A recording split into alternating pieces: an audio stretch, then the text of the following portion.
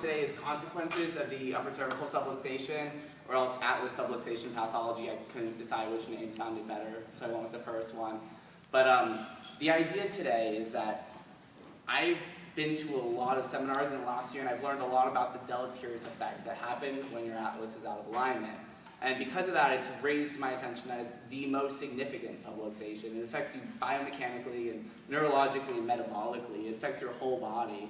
And that's why there's so much emphasis placed on it, in upper cervical world. And your body doesn't want this subluxation. That's why if you're falling, you're gonna throw your arm out, because your body would rather fracture your radius or break your humerus or dislocate your shoulder instead of having your head hit the ground and subluxate your atlas. So you have built-in reflexes to protect you from this, okay? Now, before I get into how it affects your body, I need to talk briefly about the unique anatomy of it, okay? So the idea is everything is conjugated in your brain and is sent down to your body, and since it's the highest level, literally every single message comes through the neural canal of C1, okay? With exception of cranial nerves 9, 10, and 11, okay? Those pass out through the skull. So up there is the most problematic area for you to have anything going on, because as you lower through the spine and everything disperses out of the spinal nerves, there's less in that spinal cord and less potentiation for harm, okay? I think we need to understand that the upper cervical spine is designed for mobility, okay? And it gives us more than half of our rotation and our flexion and extension, okay? And as it is designed for mobility, it loses stability, okay? Now, atlas and axis don't have interlocking facets like the rest of the spine does. If they did, it wouldn't give us this type of motion. But instead, it is more vulnerable to different subluxations now and a wider variety of subluxations, okay? So that's something we need to remember is no interlocking facets. So more subluxations, more variety for subluxations. Something else that we need to understand about the atlas is the vertebral artery, which is going to go up through the transverse foramen of the lower cervicals, up through the transverse foramen of C1, behind the lateral masses, and up through the foramen magnum into the brain, okay? Now, the internal carotids supply the brain with 800 milliliters of blood per minute. The vertebral arteries are 200 milliliters of blood per minute. So that's a fifth of your blood supply is going up through that foramen magnum. So that's a pretty significant amount. We're going to get back to all of this as we start progressing the lecture, okay? The last really important anatomical consideration of the upper cervical spine is that the dura is connected to the periosteum up here. So the dura mater is connected to the periosteum at the foramen magnum, C1, C2, and C3, okay? After that, the dura disconnects from the periosteum and travels down through the rest. And there's a thin layer of fat between the dura mater and the periosteum of the neural canal, okay? And then that dura reattaches down into the sacral area, okay? So all this we're going to get back to, but let's start talking about what happens with an atlas subluxation. Now, I think the easiest for people to understand is the biomechanics. So think about your skull as 10 pounds, right? And it's resting on a 2-ounce atlas, okay? So imagine holding a 10-pound bowling ball right here. And if you move it just lateral, you're going to have this entire body compensation trying to hold the weight, okay? And you're going to have twisting through the entire spine. So this is really where orthogonal comes in. Orthogonal uses anatomy as your objective criteria of whether you're subluxated or not. Because if you're holding your bowling ball over here, this leg is going to be short. That's why we use supine leg checks in almost every orthogonal technique. But NUCA also uses the anatometer. They use, postural level to see if you're in or out of alignment, because they know if you're out of alignment, you're going to be out here. So that's a really easy biomechanical explanation on how upper cervical affects the entire body of your patients. But we're doctors of the nervous system. Let's break into neurology, okay? Now, if we're going to talk about neurology, we need to understand what is the neurological aspects of subluxation anywhere in the body. And we have the dysafferentation model. You guys all understand the dysafferentation model? So the dysafferentation model is that if anywhere in our spine is subluxated, and it's rotated or twisted, it's going to be stuck, okay? We're not going to have normal mechanoreceptor activation, okay? So you're not going to be activating those receptors as you walk through life every day. Now your brain is reliant upon that information, similar to like how a tree is reliant on water through the roots, okay? So as you're subluxated and you're not feeding the brain with stimulation, it decays essentially. It becomes dehydrated and it shrivels. So when we adjust somebody and we restore motion to the vertebra, we're able to feed the system and it's able to have more stimulus and grow and plasticize in better ways, okay? Now, when we're talking about dysafferentation, we need to understand that the upper cervical spine has more mechanoreceptors than the rest of the body, okay? The suboccipital group has 256 mechanoreceptors per gram, and that's much more density than anywhere else in the body. And I've heard Dill say 80 to 90% of all the mechanoreceptors are in the upper cervical spine. So if we're talking about C1, C2, and C3, they're feeding the brain a tremendous amount of information. So if we cut that off to the brain, we get neurodegeneration, okay? More specifically, these are going to feed into the external cuneate nucleus, which will drive growth in the cerebellum. They're going to go into the superior cervical ganglion, which is going to feed the cortex, okay? So if we cut this off right there, our dysafferentation model really, really applies to the upper cervical spine. Now, the next part of neurology that I'm going to get into I've taken from Dan Murphy, so I'd like to give him credit for everything, and you guys should see him. But the big idea is C1, C2, C3 feed heavily into the trigeminal cervical nucleus, okay? And what also feeds into the trigeminal cervical nucleus is the trigeminal nerve. So trigeminal nerve, cranial nerve 5. Okay? So this is being fed off of the afferents from the 3 of these and that one. So now we understand that dysafferentation is going to cause integrative problems in this nucleus, and it's not going to be able to do its functions as well. Okay? Does that make sense? So what are the functions of the trigeminal cervical nucleus is our next question. So the TCN controls a couple of things. It controls 4 of the jaw muscles. So the temporalis, the masseter, internal pterygoid, and lateral pterygoid, right? So if it's not functioning correctly, can we understand how the muscles that control the movement of the jaw wouldn't be functioning normally? This is why upper cervical gets incredible results with TMJ patients.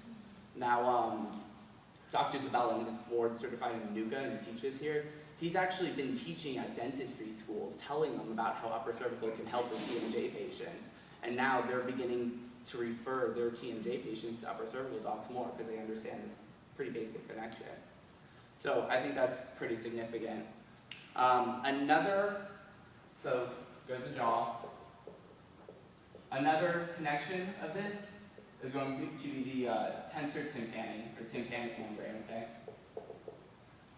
Now that's the one I covered as your ear. And what it does is this muscle controls the tension in the tympanic membrane. So if that muscle isn't working well in that tympanic membrane, can we understand how it could affect our hearing now? And this is why we get like tinnitus or ringing in the ears clears up instantly with upper cervical. I think this is interesting because I think it might be a window into how Harvey Lillard regained his hearing. Maybe he was having tympanic membrane problems because he was having TCN problems, and that was causing his deafness. Who knows? You know, we always have to look back on history and postulate. Now, another really important firing of the trigeminal cervical nucleus is going to be the tensor villi palatini. I'm just going to write TVP, tensor palatini. And what this muscle does is it controls the width of the eustachian tube.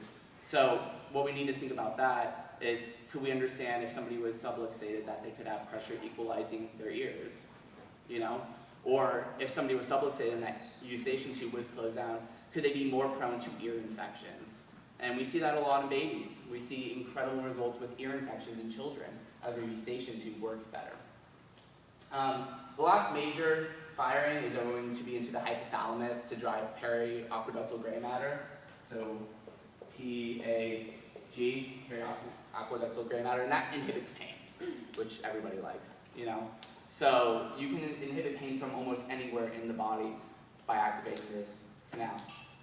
So that's one tract. Another area that I want to talk about that's really important is going to be into the nucleus intermedius. So the nucleus intermedius, and what I'm about to talk about, it's all taken from a study published in the Journal of Chemical Neuroanatomy. The title is The Intermedius Nucleus of the Medulla, a Potential Site for Integration of Cervical Information and Generation of Autonomic Responses. So the big idea here is the nucleus intermedius heavily feeds into the nucleus tractus solitarius, all right? And this one is regulated by the cerebellum, okay? Back and forth. So what does the nucleus tractus solitarius do? It drives parasympathetic activity for the entire body, for the lungs, the heart, the immune system, and the GI function. So we really need to start breaking each of those down, okay? It's heavily important for cardiorespiratory circuits, oxygen delivery. I mean, if our lungs aren't firing correctly because they're not receiving proper parasympathetic tone, could we understand how somebody could have oxygen delivery problems, which could cause metabolism problems everywhere in the body, in every single nerve, you know? I think that's really important for us to think about. Could we understand maybe how somebody could become obese because they can't drive metabolism because they don't have oxygen delivered to the tissues? Asthma. Asthma is an over-parasympathetic function, and we see incredible results of asthma when we do upper cervical. And I think the last really important part about heart and lungs is thermography. So articular method uses thermography as our objective measurement. And thermography is a reflection of heat distribution, which is a reflection of blood distribution, okay? So if the NTS is not coordinating autonomics right, and we have an imbalance in blood flow, could we understand now how we have thermography scan? And after the adjustment, when we start regulating information in this site, we start seeing the heat distribution come back to normal. It's a reflection of autonomic imbalance within the entire body, which I think is pretty important. The last one, so I talked about heart and lungs. Dan Murphy talks about how it drives immune function, or immune organs, and that's critical for everything. You know, every day we're embracing our immune system to fight off the environment around us. And I noticed that once I got under upper cervical care, I stopped getting sick. I mean, I've caught like 2 flus in the last year, which is much, much lower than how I felt before coming here. So I think that's really important. And then the last one is GI, and GI really ties into everything. I mean, it's a reflection on how well we're absorbing glucose from what we eat, or vitamins. I mean, it's metabolism of the entire body is relying on GI. So is immune function of the entire body. So can we understand now how parasympathetic activity to the GI system that increases following an upper cervical adjustment could cause various GI things? And this is why we see constipation is so easy to clear up with upper cervical. I mean, we're so far away from it, but we can have a powerful impact on how our brain controls our GI system through this tract right here. So we talked about metabolism, and I said the upper cervical subluxation affects you metabolically. We're going to kind of veer away from this now and go on to more of the anatomical considerations. And I had talked before that, we said no interlocking facet joints in the upper cervical spine, right? Well, in the rest of the spine, the intervertebral foramen is a protective house for the dorsal root, okay? And so the dorsal root receives sensory information from the body, is uncompromised in the thoracic and lumbar spine. However, it's more vulnerable in the upper cervical spine. And what we see is advanced orthogonal uses palpation of the dorsal nerve root ganglion of C2 as an objective measurement, because they know that if you're out here, that dorsal root becomes inflamed. And what happens when that dorsal root becomes inflamed? Well, all the sensory and processing that goes on in that dorsal root becomes troubled, okay? So when we think about C1 dorsal root, it's receiving sensory information from the top of the head, but C2 is going to be receiving information from the back of the head, the suboccipitals, and it's going to give rise to the suboccipital nerve. So could we understand now how a subluxation of the upper cervical spine could cause problems in that C2 nerve and give us tension headaches back here, you know, suboccipital headaches as a result? I think that's really important. Also, it's now going to violate the information coming in, which feeds all of these tracts.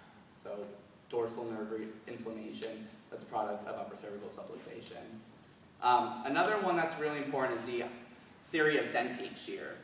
So we talked about how here's the neural canal, and the dura is attached to the periosteum up in the upper cervical complex. Well, here's our spinal cord, and we have dentate ligaments on both sides, holding the spinal cord centrally in the canal, okay? What happens is these dentate ligaments pull on the spinal cord when you're subluxated upper cervically. It doesn't happen in the thoracic lumbar spine because the dura mater is not attached to the periosteum. However, when it's subluxated out here, you have the dentate ligament is going to cause radiating waves of tension placed on the spinal cord. So if you have a right atlas, it's going to pull it on the right at the C1 level, it's going to pull it on the left at the occipital level, okay? So we need to study what happens with these tensional pullings on the spinal cord, okay? Well, the most lateral tracts right here are going to be the spinocerebellar tracts, the ventral and dorsal spinocerebellar tracts. And as you have tension pulled on the spinal cord, it compromises the capillary beds, and the oxygen delivery to those nerves becomes impinged, essentially. So something I've personally noticed, and what do the spinocerebellar tracts do is they regulate information, proprioception from the body up into the cerebellum, and it tells your brain where your limbs are in space, and it helps give us coordinated motion. So something I personally noticed when I got under upper cervical care was my reflexes. If I drop my keys, I'll catch them before they hit the floor 9 out of 10 times. And that's something really new because I'm more aware of where my arm is in space, I'm more able to catch things. And this is why we see people stop running into things. They stop swinging their legs because they know where their leg is. Now that tract is working better. So coordination becomes a little bit better.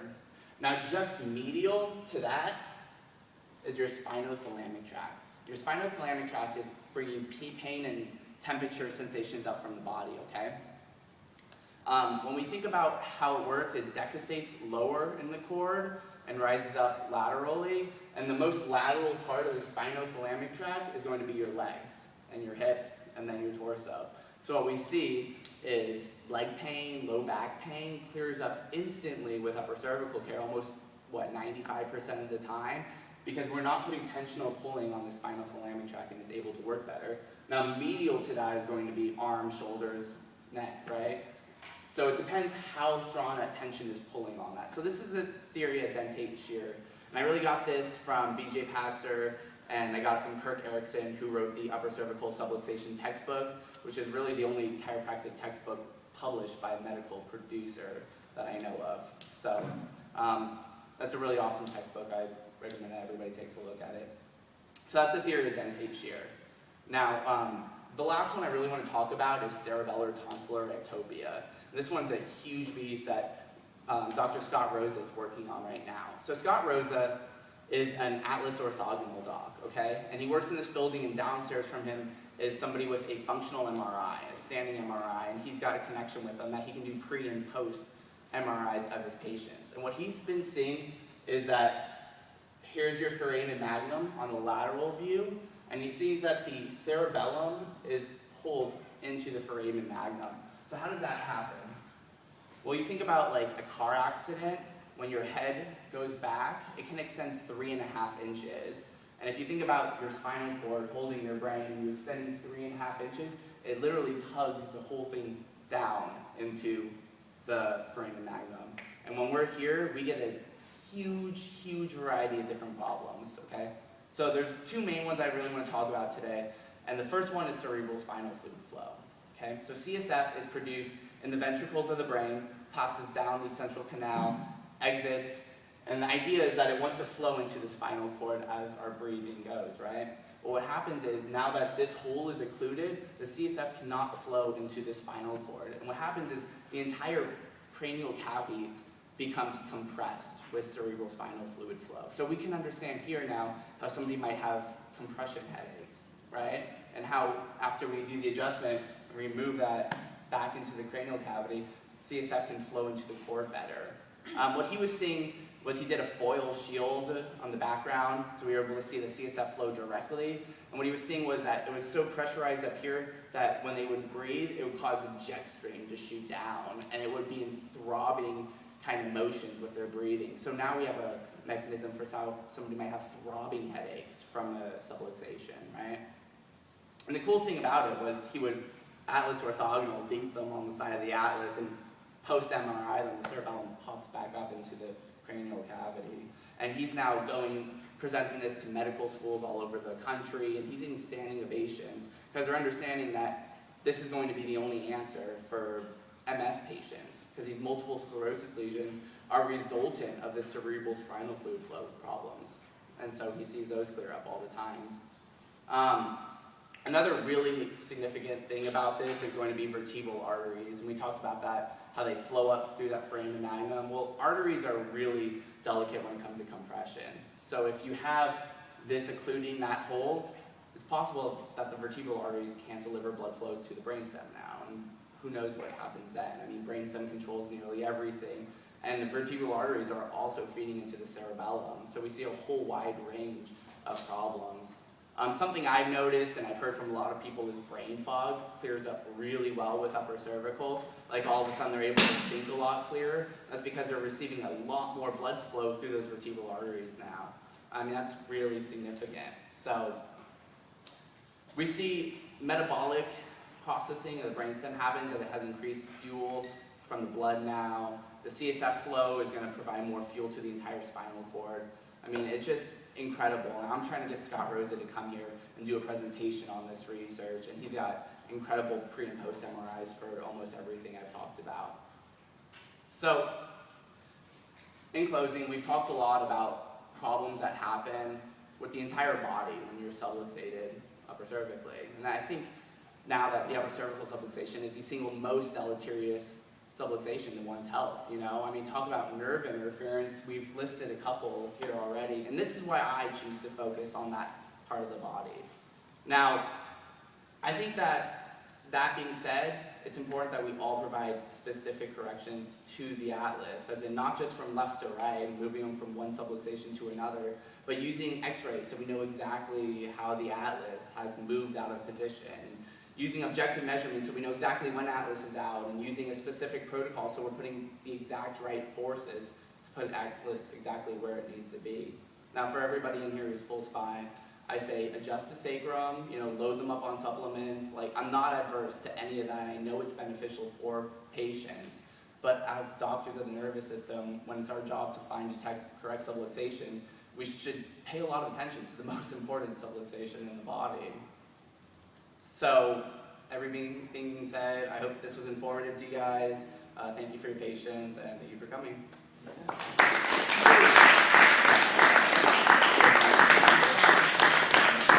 Any questions? Cool. Thank you guys. Thank you, guys. We have an email list if you guys want to get on it.